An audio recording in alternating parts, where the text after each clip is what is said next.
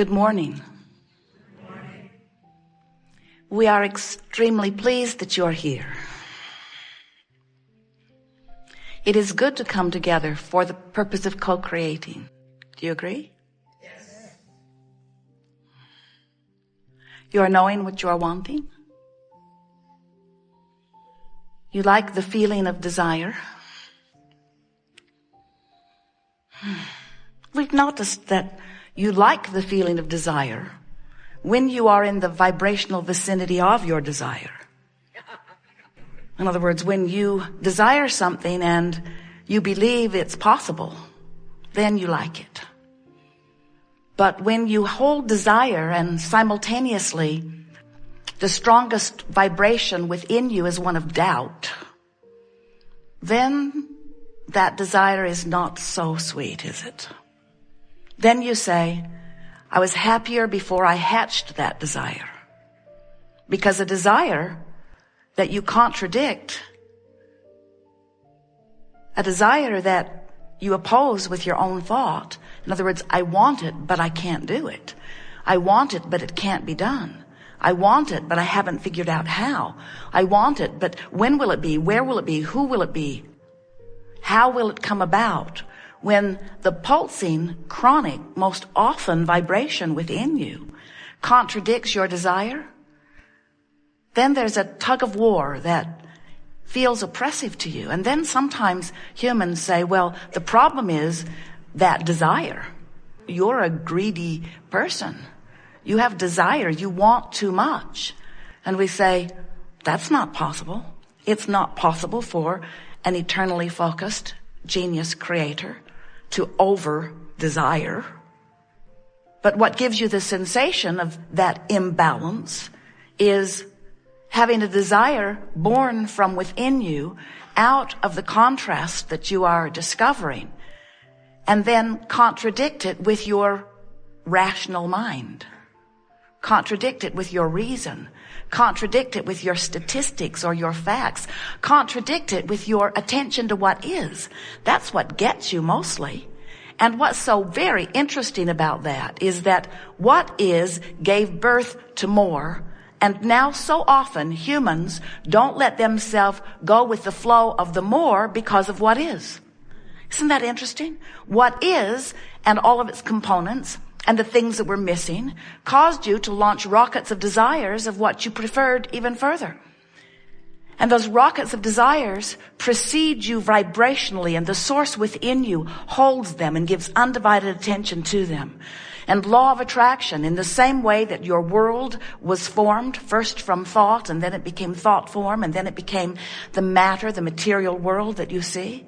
In the same way, these rockets that you've launched forward, the source within you is giving undivided attention to, and there is a vibrational reality that does exist that holds fast to the desire that you gave birth to. And that desire continues to be amended by you as you move through the days and experiences of your life. You continue to add more clarity, more deliberateness, more precision to the things that you are asking for. And that vibrational reality precedes you and exists. Sometimes we can feel our physical friends not being nearly as excited about their vibrational reality as we are, because we believe it, we know it, and so it is vibrationally visible to us. We're not off the wavelength of it. So when you dream a dream, when you hope a hope, when you desire a desire, when you set a goal, when life causes you to ask, we see clearly what you've asked for. But it's not just a nebulous request unanswered floating out there in the cosmos. When you ask, all that is actualizes around it, and it becomes a vivid vibrational version of what you are asking for. That is real. It's real. Everything that you know that you call reality was a vibrational reality first.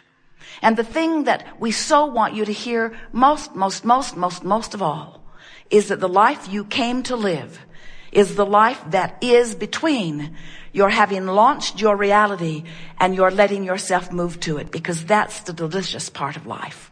When you allow yourself to hope, and then you allow yourself to believe, and then you come to know, During that transition of a little resistant thought to a little less resistant thought to no resistant thought, during that transition where you allow the actualization, you allow the circumstances and events to be shown to you, that is the sweetest part of life, and that's what you came forth to live. You said, I'll go forth. Contrast will inspire me. Source will tend to the desire that is carved out of that, and I will follow the emotion within me to know whether I'm moving toward or away from, whether I'm releasing resistance or adding to it, whether I'm allowing or resisting, whether I'm in the flow or not, whether I'm allowing myself into this vortex of vibrational reality that has been gathered for me. This vibrational reality is a vortex of attraction. You've been hearing about law of attraction, but most of you do not understand that you were vibrational beings before you came forth into this physical body. And even though you are now focused a part of that into this physical body, that this vibrational part of you, this larger part of you, this source energy part of you, this inner being part of you, this God force part of you remains still non-physically focused while you're here physically focused. So at all times there is this vibrational relationship that you've got going on. When you are in vibrational harmony with who you really are, you feel the harmony in the form of what you call positive emotions. A feeling of love is that alignment. A feeling of appreciation is that alignment. A feeling of ecstasy or exhilaration, those feelings of passion, that feeling of being tuned in, tapped in, turned on, that feeling of being alive and glad to be alive. Those feelings are your emotional guidance letting you know that the vibrational relationship between the larger vibration of you and this smaller physical vibration of you match. And when they match, your positive emotion shows you. Any negative emotion shows you there's some mismatching going on. When you are hating someone, you're really a mismatch from the love that the source within you is feeling toward that very one. And you say, well, right there, Abraham, there's something pretty screwy about my inner being. Why would my inner being love the likes of that? And we say, because your inner being is love, and your inner being is tuned to love, and your inner being is the touchstone, the standard, the source, the calling home of you. Your inner being is pure positive energy. Well, if my inner being is pure positive energy, and I was my inner being before I was born here into this physical body, and now I'm in this physical body, I find reasons to hate. Tell me again, why'd I come? Why would I subject myself to an environment where I would see bad things? And we say, because you are the leading edge creative part of this all that is, who said, I will go forth and explore the contrast, and from it I will see what I like and I will see what I don't like, and I will eternally ever be asking for something improved. Even one-celled organisms are doing that. All species evolve from their exposure to life and their request for more. But the part that so many have forgotten, and we are here to remind you, is that when life causes that request to be born within you, whether you speak it in words or not, you emanate a rocket of desire, and that vibrational rocket, that vibrational emission, that vibration is received by Source. And Source gives undivided attention to it, and now law of attraction responds to your newly amended request. And when you ask, it is always given. That's that response we're talking about. So now, Source giving undivided attention to this that you have become. The question that we want to ask you is, where are you in all of this? Did you come along? Or are you still defending your reason for wanting it? Often, rather than going with the flow, with the idea of more money, you hang around in the defensiveness of why you need it. In other words, the difference between a problem and a solution is a very big vibrational difference. A question and an answer is a very big vibrational difference. Your need is a very, very different vibration than your want or your desire. So your emotions let you know how you're doing about this. But meanwhile, regardless of how you're doing now that you've launched it, Source is on it. And law of attraction is responding to this powerful request. And this is the part that we so want you to hear. All cooperative components are being gathered by law of attraction into this vortex, into this vibrational reality, into this vortex of creation. All cooperative components are already there. The question is, are you one of them? If you're complaining, the answer is no. If you're worried, the answer is no. If you're angry, the answer is no. If you're frustrated, the answer is no. If you're overwhelmed, the answer is no. If you're feeling defensive, if you're blameful, if you're justifying why you need it, the answer is no.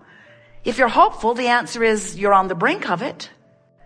So during this gathering today, we want to speak in a way that you can feel as we feel and know as we know the reality of this vibrational reality. We want you to feel this vortex, and we want you to know its realness, and we want you, it is our desire to light a spark within you that makes you decide that you want to get in the vortex, that you want to be one of those cooperative components.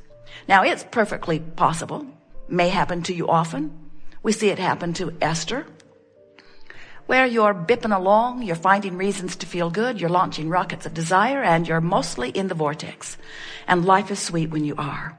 People are kind to you, doors are opening for you, ideas are flowing, you have a feeling of well-being, a feeling of clarity and ease. You have balance. No matter what happens, you have your sea legs. All is well for you.